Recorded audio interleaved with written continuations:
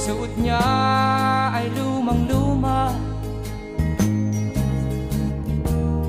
at ang kanyang mga mata'y malamlam.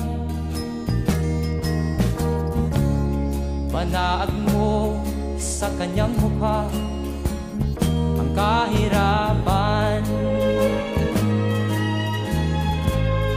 Maghapon siya sa mga daan, nanghihingi ng konting tulong, at madalas niyo siyang hamakin at libakin.